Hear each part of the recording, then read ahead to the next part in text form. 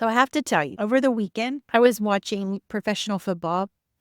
And you know me, I love me some sports psychology. And the announcer was talking about Jim Harbaugh. He is the coach of the, I want to say San Diego Chargers, but now they're the Los Angeles Chargers.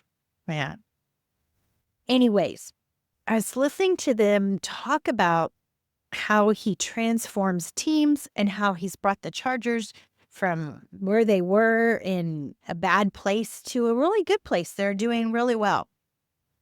And they said something that totally captured my attention. I mean, it was just like, oh my God, I got to listen to this. And they said the reason that he transforms teams the way he does has to do with the way he builds culture, the team culture specifically.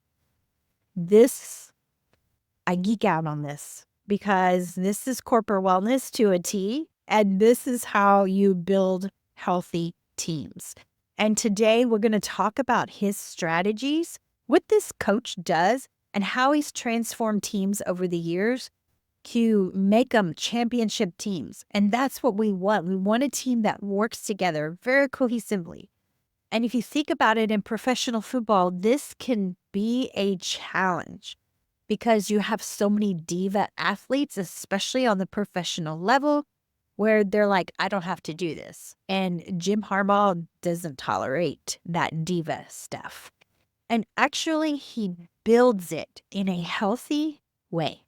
Let's talk about it. You're listening to Kathy's Coaching Podcast. I'm your host, Kathy Owen. So Jim Harbaugh has transformed teams that were struggling, and he took them to a place of championship. San Francisco 49ers were a championship. In 2023, he took the University of Michigan to the championship. And that's what he's most famous for as of recently. However, he's also transformed the Chargers into a team that is highly, highly top-notch. And these coaching strategies can really relate to high-performing teams in the corporate world. And that's what I really want to talk about because, first of all, I geek out about sports psychology. And second of all, I geek out about healthy, happy teams and a great workplace culture. And we can all learn from this. Even if you're an individual who follows me for my coaching, we can all learn from this. First step, accountability. Jim Harbaugh holds every player accountable, regardless of his status, regardless of his tenure, regardless of his performance. He treats the veteran the same as the rookie. This is a profound thing to think about because it does transform your workplace culture. And here's how you can apply this today. Number one, set clear expectations for your entire team, from the rookie to the veteran. In the workplace, accountability builds trust, number one, and it also drives success of your team. Let me explain. Number one, you want to set clear expectations. Number two, you want to create a feedback loop where employees feel safe to express what they're feeling. This is done through assessments. Yes, that is one of the first things I do whenever I get inside a corporate culture because you want to know what's going on inside there. You want to create that feedback loop. So the feedback loop builds trust because you're listening to your employees and you're also understanding what they want and what they need. And number three, when you have accountability, you celebrate those who take ownership of their successes and their failures. This is important because when you celebrate their successes and you also celebrate their admission of failures, you're building trust. It helps the team come together, and it also helps build the team as better. Think about it. In football, you're going to have somebody who messes up. We all make mistakes. We're human. Even professional athletes are human. They mess up. He missed the field goal, an important field goal. but we still celebrate the fact that, hey, I missed the field goal, but I'm going to work on practice and get better or make it better next time. But that is part of building a healthy team, is celebrating those who take ownership of their wins and their struggles. So you want to think of accountability as the foundation of what's going on inside your company. Accountability is like the flour in the cake mix that has all different kinds of ingredients to make a wonderful cake. Now let's talk about team unity. Harbaugh talks about team workouts. He doesn't let the veteran go work out on his own in his own space. He lets the whole team work out together. What does this do? This builds team camaraderie, but it also helps your team develop skills that the veteran can teach the rookie, and the rookie can teach the veteran, and it keeps everybody on the same page. In the corporate world, this might look like collaborative projects or team building experiences. That's what that could look like.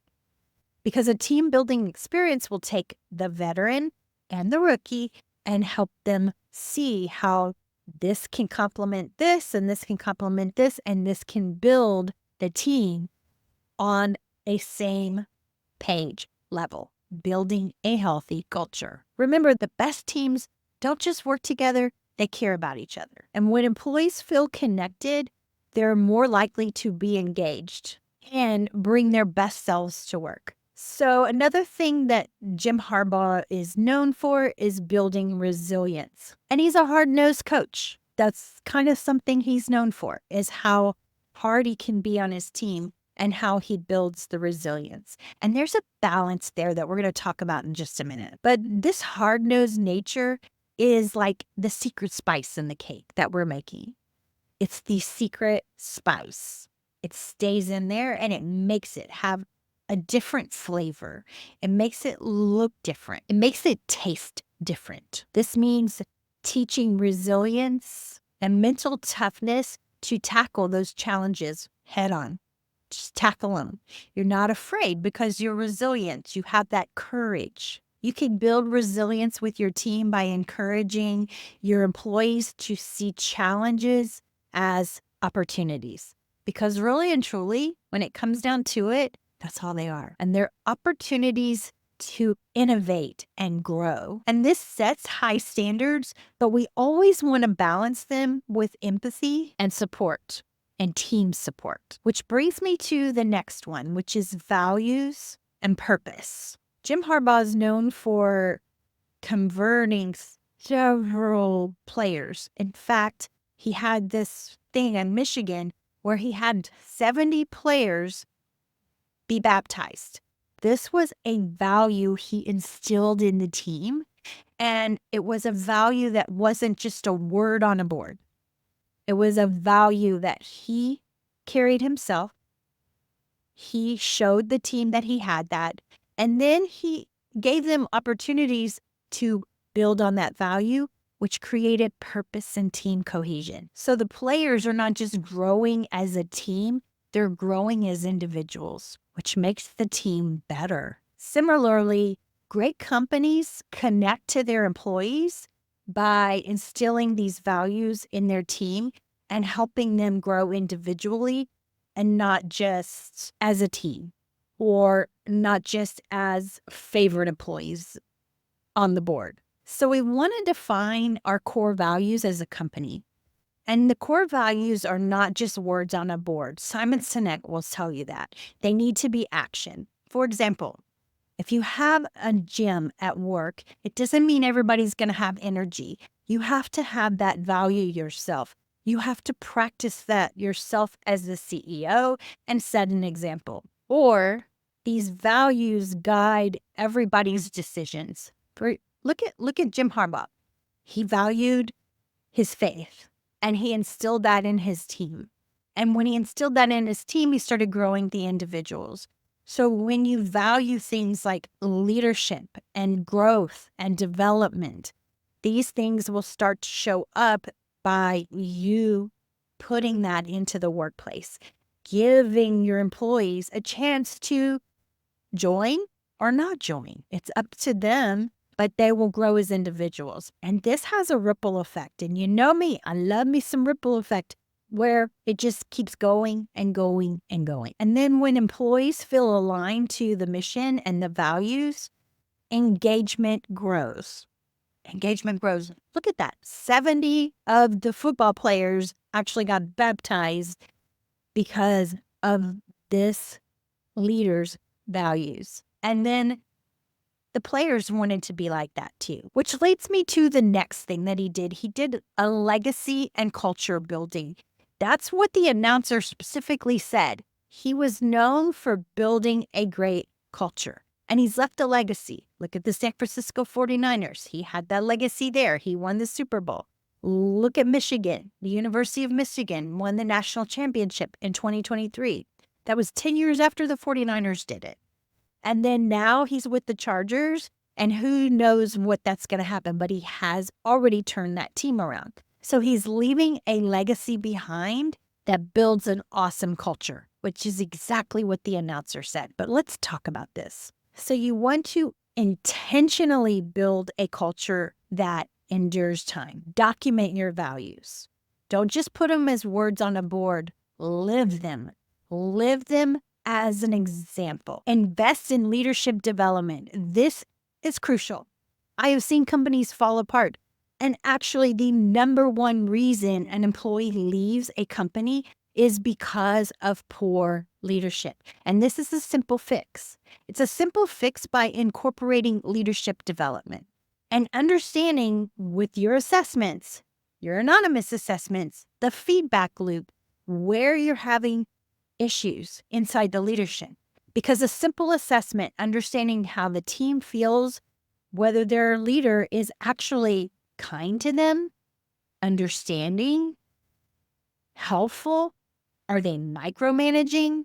Are they insulting them? Are they making them feel less worthy? Because what's going to happen is you're going to end up with quiet quitting, or you're going to end up with losing top talent. And when you invest in leadership development, which can be as simple as a leadership workshop, as simple as that feedback loop, hey, we're getting this feedback on you as a manager. You're micromanaging your team. How can we work on that? How can we start to see, oh, this leader could help instead of hurt the team?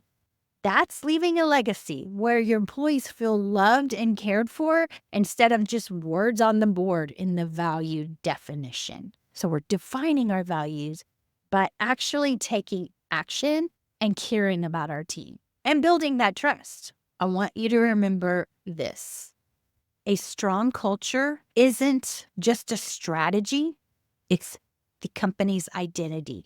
It is the legacy that you are leaving behind. What do you want that to be? Do you want that to be one where you have an identity like Jim Harbaugh? Oh my gosh, great team, great culture. He builds a great culture. That's what makes him successful. That's what makes people want to emulate him. That's what makes the players, even the diva players, want to play better because they want to be a part of that legacy. So like baking the perfect cake, creating a winning culture takes effort, intention, and the right mix of ingredients. Remember that spice? Yeah, you even want that little spice in there. Whether you're leading a football team or you're leading a corporate environment, the principles are the same. So are you ready to channel your inner Harbaugh and build culture that inspires, engages your team, and drives success? Let's get started. Learn more about building a winning culture at kathyowen.com. And also, I want to note that inside the links in the description and show notes below are always on every video I do, I include a link to a blog post that includes bonus resources and more, all about today's episode. You just got to look in the show notes and description below. It's that simple. There'll be bonus resources and more. So until next time, stay inspired and keep building champions on and off the field. All right, that's my episode for today. I trust that you found it helpful. If you know somebody who could benefit from this, please share it with them. And until next time, I will see you next time. Peace out and namaste. I just got to show you my sweatshirt. It's so cute. It's a tiger blowing a bubble and a piece of bubble gum in a tiger's mouth. What the heck? And he's wearing sunglasses.